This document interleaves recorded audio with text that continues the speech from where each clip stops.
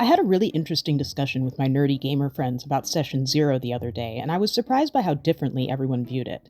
Session Zero, for those who don't know, is a session held prior to the beginning of a campaign whose purpose is to get everyone in alignment for the campaign itself. To put it simply, during a Session Zero, you'll talk about some of the things that could cause problems later down the line in your game. Things like your expectations from the game and from other players, your boundaries, what atmosphere you like during the game, what you're okay with, and what you would like to avoid. All the things that risk starting a messy argument in the middle of a session. Some of my friends believed in a highly structured Session Zero, others preferred a more casual hangout space that didn't follow a strict agenda. It got me thinking, what makes a Session Zero? How do you make Session Zero useful and not just a waste of time before the actual campaign begins? In other words, why is Session Zero? That's the question we'll seek to answer today. I'm a big evangelist for Session Zero. On the spectrum of structured versus casual, I probably fall further toward the structured side. There's just so much that a Session Zero can do for your campaign, and the structure gives me the assurance that I'll hit all the topics I want to. My ADHD is such that if I invite everyone to my place to hang out and don't have an agenda, I'll forget something important that'll come back to bite me in the ass later. If you prefer a casual hang, that's a completely valid way to approach it. If you're more like me, however, you might need a bit more structure to ensure that everything flows smoothly. The purpose of Session Zero is, like I said, about alignment. You want to align your players around the social rules, the tone, and the mechanics of your campaign. My friend Dio uses the term harmonize to describe it, and I really like that. Not everyone has to be singing the same note, but you want those notes to sing in harmony, and you are the conductor. Each of these areas is crucial to explore during your Session Zero, although how much emphasis each receives will depend on your group. Take, for example, the social rules of your campaign. This includes things like lines and veils, in other words, the social boundaries that your table will agree to follow for the campaign. Is there a topic that you find especially disturbing, distasteful, or simply want to avoid? Some people really hate certain insects, others can't handle gore at all, maybe you've watched a Stephen King movie and developed a phobia of mountain hotels, and so on. A line is a topic that you all agree to never have in your game, while a veil is something you could encounter but will simply skip over, fade to black if you will. Now, if you've been playing with the same group of people for 10 years, you probably know each other's boundaries fairly well by this point and can de-emphasize this portion of Session Zero. I say de-emphasize, but not eliminate. Boundaries are too important to not be at the forefront of discussion for any table. If you have new players to the group, alignment on boundaries is absolutely crucial and, to me, one of the most important parts of Session Zero. One way to make this easy is to send out a pre-session consent checklist that the players fill out beforehand. I'll link the one that I use in the description. This allows me to collect the information about people's boundaries in advance and present it as a complete package during Session Zero. People often find it easier to write about things like boundaries than to talk about them openly. Collecting them in advance smooths that step over and makes the final presentation that much easier. This is also where you want to introduce whatever safety system you'll be using for the game, whether that's X cards or just privately messaging the GM. Whatever system you're using, I recommend tackling this crucial area first in your Session Zero. Get the heavy stuff out of the way so you can focus on the fun parts, but don't rush it. Give it the time and attention it needs, and you'll be rewarded with a game that runs much smoother. That brings us to tone, a much harder thing to define. There are two types of tones to think about during Session Zero, the campaign tone and the social tone. The campaign tone is basically the vibe you want your campaign to have. Is it grimdark and scary? Is it fantastical and lighthearted? Wherever you fall on that spectrum, you need to articulate that tone directly to your players. One way I do this is with my visitor's guides, which are basically brochures that introduce the world to the players. You can watch my video on how to make them here. Their purpose is to introduce the world to the players and get them excited about it, and to give them a sense of the tone of the world they're about to play in. Visitor's guides are great, and I can't recommend them enough, but they're not a substitute for saying directly to your players, this game will be scary and grim, here are some examples of how that might manifest. Handouts should supplement your discussion, not supplant it. As the Game Master, you should know what the tone of your game is before Session Zero happens. Really think on it, and make a point to articulate it to your players. Closely tied with campaign tone is social tone, and while they are related, they are also distinct from one another. You can run a horror game with a horror tone, but if the social tone of the game is lighthearted and full of bits, it will probably have a more farcical vibe than a serious one. I play with people who excel at bits, and we will get lost down the road of doing bits forever if we're not directed to a higher purpose. As Game Master, it's important to think about how you want your players to behave socially with the material presented as well. Is there room in your game for lighthearted bits? Fantastic. If not, make sure to say that during Session Zero.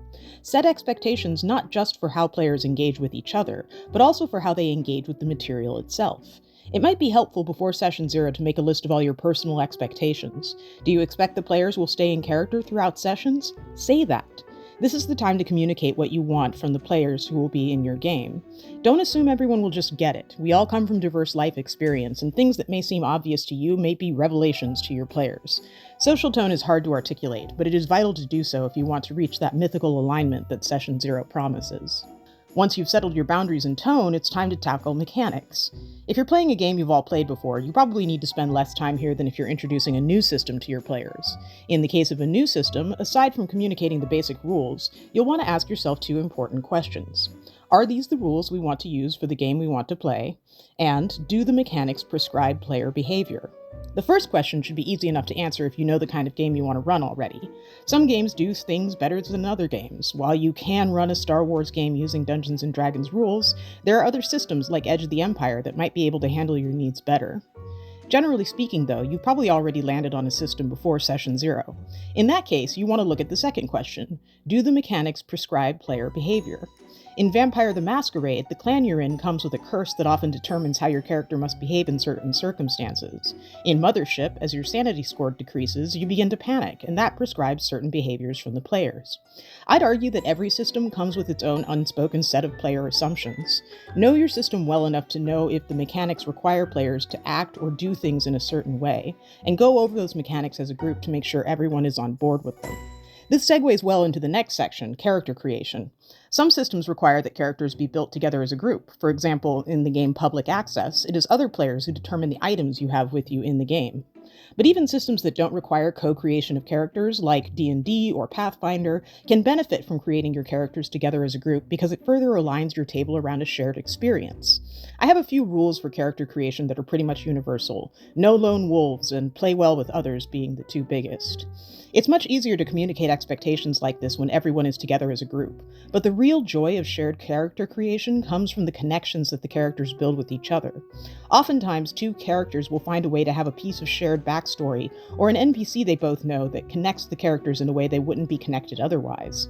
That adds richness to the characters and gives them a solid foundation for roleplay during the campaign. It's also just a lot of fun. I really enjoy the collaborative space where people create together and seeing what kinds of connections my players will draw. Like I said, maybe shared character creation isn't strictly necessary for the system you're running, but I would still consider making it a part of your Session Zero if it feels right. Doubly so if you have players who are new to tabletop role-playing games and have never created a character before. Also, like with the tone section above, take some time beforehand to write out your expectations for characters and share them with your table. You can never assume alignment on these issues. The reason I have a no lone wolf rule is because one time I didn't say that and ended up with a boring lone wolf who wouldn't play well with the pack. Now I set that expectation clearly, upfront, and I haven't had the issue since. This is exactly what Session Zero is for. The last thing I want to touch on is using Session Zero to run an example of gameplay. This is also not strictly necessary, especially if you're already familiar with the system you're running. There are two instances where it makes a lot of sense, though. One, if you've never played in the system you're about to run. Two, if you have new players who have never played the system or tabletop role-playing games before. I run a lot of games for brand new players, and because of that, my Session Zero set aside some time to run a short example of how the game actually works in play.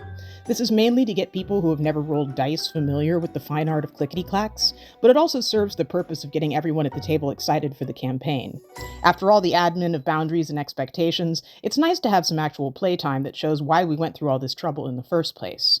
In a game like D&D or Pathfinder, I might run a short combat encounter to get players familiar with the mechanics. But for a game like Gumshoe, I might tease a mystery or a clue that the players will find down the road. Remember, role-playing is weird if you've never done it before. Session Zero is a great low-stakes place to try it out for the first time without the pressure of the entire campaign upon everyone. With experienced players, again, this isn't strictly necessary, but it is still a lot of fun, and I recommend making space for it. There's one other thing I do that might help your Session Zeros, and that is to survey your players for their game style beforehand. I have a Google survey that I send out to new players to determine what kind of game they want to play. There are lots of different gaming styles, and people come to these games looking for different things out of the experience. I want to try and accommodate those desires while making sure that, for the most part, everyone is aligned around the core premise of the game. If someone hates mysteries, I'm not going to run Brindlewood Bay or Gumshoe for them. If someone hates puzzles, I'm going to try and keep puzzles to a minimum, or only put them in front of players who indicate that they enjoy them. This survey tells me a lot about my players before the game even begins, and I found it to be an incredibly useful tool when preparing for Session Zero and building my campaign. You'll find the survey I use linked in the description. Feel free to make a copy and adjust it for your table's needs. Ultimately, Session Zero is about getting everyone on the same page. Whether you do it in person or online, having some structure to the conversation helps to ensure that nothing important is missed.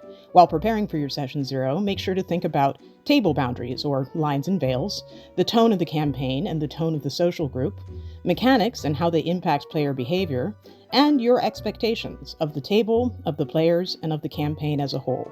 If you cover all of this, you'll have a solid foundation to build your campaign on. Thank you so much for watching another Astral Marmot video. I'd love it if you left a comment about how you run your Session Zeros and what your best practices are for doing so.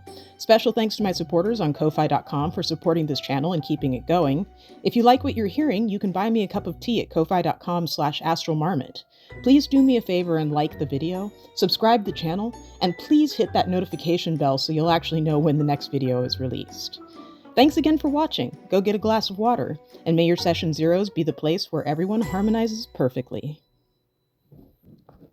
And unclench your jaw.